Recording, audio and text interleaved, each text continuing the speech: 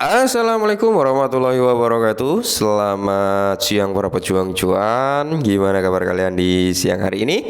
Apakah kalian dalam keadaan baik-baik saja atau kalian dalam kondisi yang kurang baik-baik saja? Semoga buat teman-teman semua yang dalam kondisi kurang enak badan ya, segera diberi kesembuhan teman-teman. Dan buat teman-teman yang dalam kondisi prima, sehat walafiat, semoga tidak diberi yang namanya rasa sakit. Kalau ujian pasti selalu ada ya, tapi harapannya ujiannya yang ringan-ringan aja gitu ya.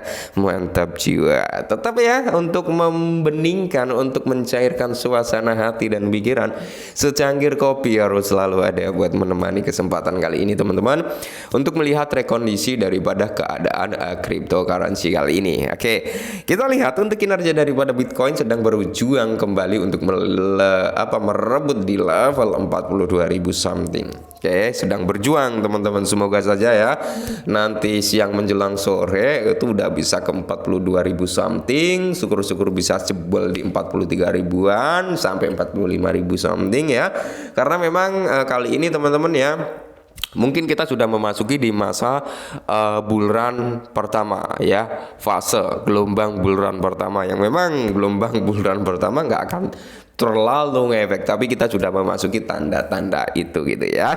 Dan kita pun kalau kita lihat dari kinerja altcoin cukup positif. Nah, kali ini ada sedikit informasi dari Changpeng Zhou selaku mantan CEO daripada Binance ya, tentang pandangan politiknya terhadap kripto. Oke, dan tentunya terhadap altcoin. Kita langsung bahas teman-teman karena ini cukup menarik.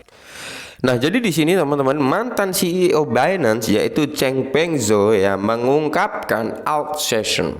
Apakah kita sudah memasuki masa alt session? Oke, ya.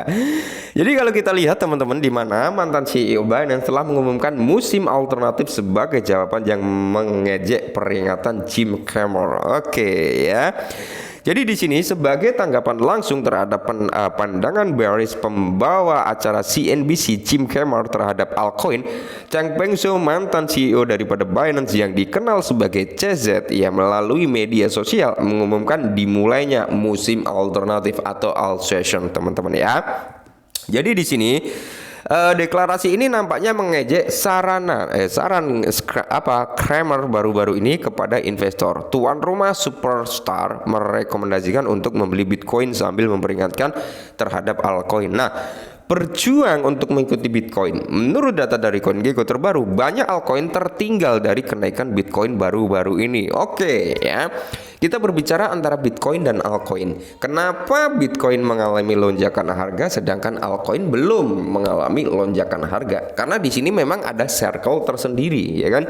Yang dimana terjadi kenaikan daripada Bitcoin dulu ya kan. Bitcoin mengalami kenaikan, circle altcoin akan mengikuti ya kan. Circle altcoin akan mengikuti, yang dimana diberi nama alt session ya. Nah, jadi di sini kenapa Bitcoin naiknya lebih signifikan terlebih dahulu daripada altcoin? Kalian tahu kenapa saya sering bilang dengan adanya Bitcoin dominance? Itu ya. Selama Bitcoin dominance itu masih tinggi kawan-kawanku semua ya, maka potensi untuk altcoin mengalami kenaikan itu dipress dulu gitu oleh para mania Bitcoin gitu teman-teman. Dipress dulu nih agar altcoin gak naik, kita tinggikan dulu ke Bitcoin dominance agar apa? Institusi-institusi besar, cukong-cukong besar, paus, mereka mendominasi terhadap Bitcoin price-nya dulu gitu ya kan. Setelah Bitcoin price ini mengalami kenaikan dan mungkin cukup tinggi gitu ya kan, lalu terjadilah yang namanya Bitcoin dominance ini mulai menunjukkan tanda-tanda penurunan. Berarti para pemain yang tadinya mendominasi terhadap Bitcoin dan mereka udah ambil sekian persen dari profitnya, cenderung turun nih Bitcoin dominance, barulah mereka melirik ke altcoin ya. Simpelnya seperti itu. Setelah melirik ke altcoin, mereka tetap akan memilih altcoin mana nih yang akan disuntikan. Ya rata-rata hampir mayoritas 80% alt session itu mengalami kenaikan harga. Nah, dari sini bisa di copy kacir ya. Semoga saja kalian paham ya.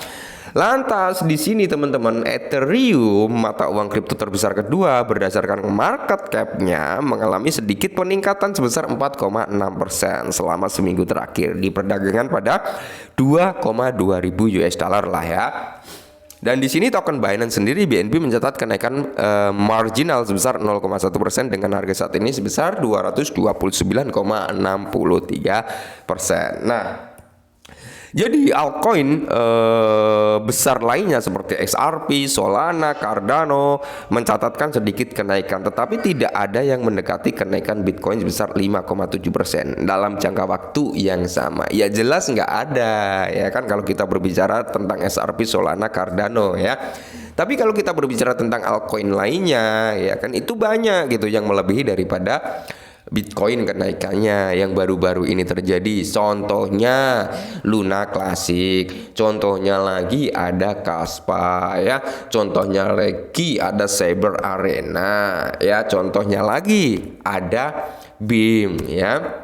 Dan contohnya lagi ada Nexa juga ya, ada WSM. Banyak sebenarnya yang mengalami lonjakan yang tiba-tiba di atas Bitcoin. Cuman memang aset-aset yang saya sebutkan tadi mayoritas belum banyak orang yang tahu ya. Mungkin yang dimaksud oleh acara ini mengambil sampel dari aset-aset besar aja yang mungkin masuk dalam range 10 besar, 20 besar gitu ya kan. Sedangkan PP kemarin juga mengalami lonjakan yang cukup signifikan juga ya. Shiba juga mengalami kenaikan yang cukup lumayan di atas level 10% ya, seperti itu. Nah, Dogecoin favorit penonton kripto adalah satu-satunya altcoin yang berhasil mengungguli raja kripto selama 24 jam terakhir. Oke ya, jadi kalau kita mengacu pada artikel ini berarti orang ini mengambil top 10 aja gitu teman-teman, atau 15 besar lah ya. Nah, jadi prediksi kontroversial Cramer. Nah, jadi pembawa acara Mad Money seringkali berselisih dengan komunitas kripto, terutama dengan rekomendasi baru-baru ini untuk menghindari altcoin demi Bitcoin. Oke, ya memang benar kalau kita berbicara Bitcoin itu adalah aset yang benar-benar terdesentralisasi adalah Bitcoin ya dibandingkan altcoin lainnya. Tapi memang banyak aset-aset yang menuju ke the pure desentralisasi juga banyak ya. Sikap ini telah menimbulkan ejekan dari para penggemar kripto tertentu. Bahkan beberapa memilih untuk melakukan perdagangan balik berdasarkan prediksinya. Namun penting untuk diketahui bahwa Cramer sebelumnya telah memperingatkan tentang potensi masalah dengan Binance, sebuah prediksi yang tampaknya terbukti benar dengan perkembangan teknik ya terkini. Jadi Chase mengundurkan diri sebagai CEO Binance, bursa mata uang kripto terbesar di dunia, di tengah tuduhan terkait peraturan anti pencurian uang Amerika Serikat. Dan kali ini berita terbarunya katanya Cristiano Ronaldo, seorang bintang sepak bola ya, sedang mengalami gugatan atau tuntutan atas terjadinya promosi di platform Binance. Kayaknya ini kok semakin menjadi semakin mencari kesalahan suatu platform aja. Banyak kok sekarang pemain bintang ya seperti Messi juga ya kan kalau nggak salah ya. Ya bukan salah mereka juga gitu teman-teman. Ini adalah ya gimana ya, mereka mendapatkan kerjaan untuk mempromosikan, is okay gitu teman-teman ya. Nah, jadi kalau menurut saya pribadi, kenapa di sini kok Binance ini atau Changpeng Zhou ini melakukan, mungkin ini waktunya alt session ya, mengumumkan alt session ya. Karena kalau kita lihat saat ini kinerja daripada altcoin juga sudah menunjukkan tanda-tanda yang cukup positif ya. Mungkin kita memasuki tahun 2024 nanti kita udah melihat sedikit lonjakan harga yang mungkin notabene kita nggak akan bisa melihat harga di tahun 2023 ya kan. Maka dari itu sebelum jauh-jauh hari lah ya, sejak bulan Agustus kalau nggak salah ya, atau Juli lah, saya sering bilang 2022 adalah crypto winter, 2023 adalah di mana tahun akumulasi. Tahun 2024 kita masuk masa halving, 2025 kita masuk masa bull run. Oke, jadi di masa tahun 2023 ini sebenarnya masa-masa yang pas untuk kita mencari aset-aset atau kita meriset aset-aset yang memiliki potensial ya. Kalian bisa masuk di sektor apa? DeFi ya kan. Kalian bisa masuk di sektor apa lagi? Banyak sekali blockchain ya, skala layer 2 atau layer satunya ya kan. Atau kalian bisa masuk dalam RWA ya. Banyak gitu teman-teman untuk kita cari aset-aset yang memang menurut kita mungkin ini ketika out session bisa naik nih ya kan, gitu loh ya. Jadi buat teman-teman semua tetap utamakan disclaimer Dior ya. Meskipun banyak influencer yang mengatakan wah token ini bagus, token ABC bagus. Nah, tetap kita mendapatkan informasi yang positif, tapi kita juga harus melakukan riset gitu ya. Jangan semena-mena orang A bilang seperti ini kita langsung beli, orang A bilang seperti ini kita langsung beli tanpa melakukan riset. Tetap lakukan disclaimer dulu, oke? Mungkin ini dulu, semoga bermanfaat. Salam cuan.